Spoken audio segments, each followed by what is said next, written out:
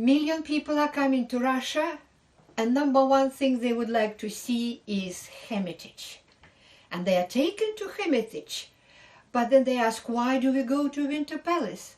What is the difference between Winter Palace and Hermitage? Is there difference? Yes, there is a difference, and there are common things between them. So, what is the Winter Palace in St. Petersburg? It is the residence of a former imperial family in Russia, the Romanov family, which ruled for 300 years from 1613 to 1917. And when they arrived, for 100 years they ruled in Moscow. But then Peter the Great decided to change everything. He made the window to the Europe through Baltic, and he established St. Petersburg in 1703, absolutely another type of city, the most beautiful city in Russia, wonderful combination of European and Russian features. So, the Romanovs' imperial dynasty moved to St. Petersburg and lived there for almost 200 years, and they needed residence. The biggest donation to construction of that residence was made by the daughter of Peter the Great, Elizabeth.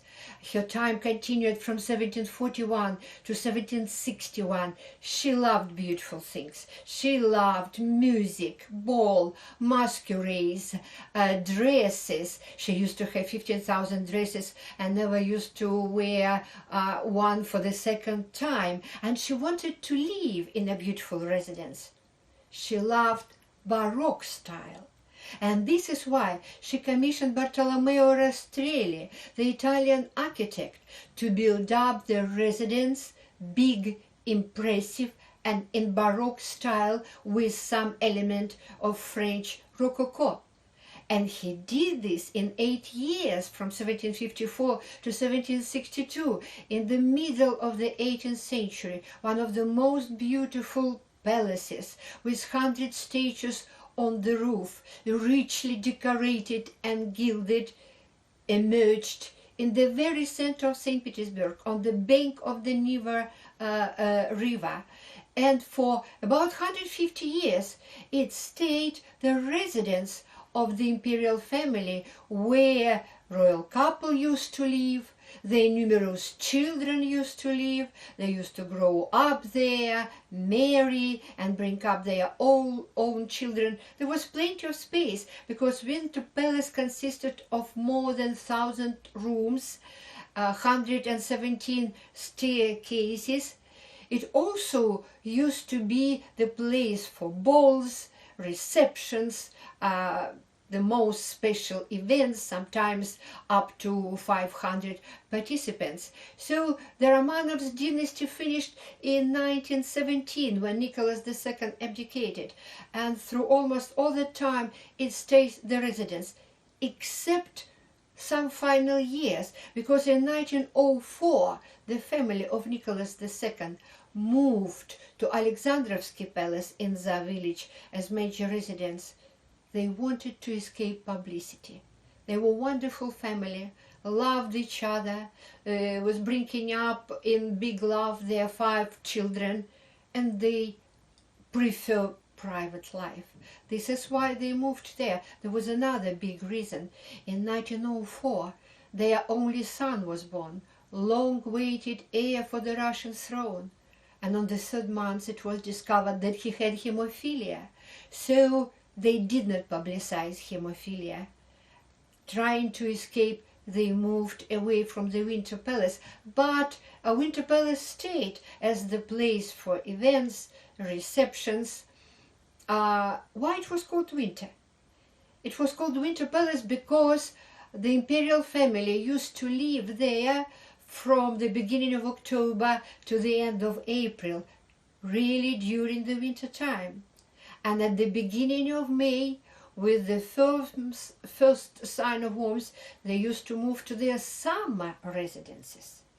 And there are at least 6 summer residences in St. Petersburg suburb, Peterhof, the village, Pavlovsk, Gatchina, Lomonosov, Konstantinovsk, with beautiful parks and beautiful palaces.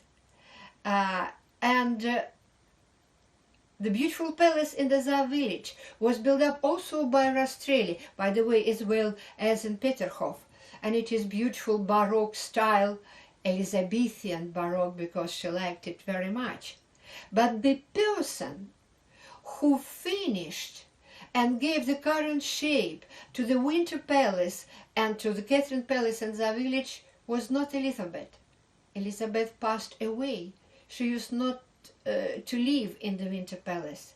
The person who started to live there was another member of the Romanov family, Catherine II, who ruled from 1762 to 1796 and made great donation into the development of Russian nation, state, fixing first rights for some social strata in Russia, improving considerably educational system, starting the flourishment of Russian culture. And it is paradox, because she was born in Germany.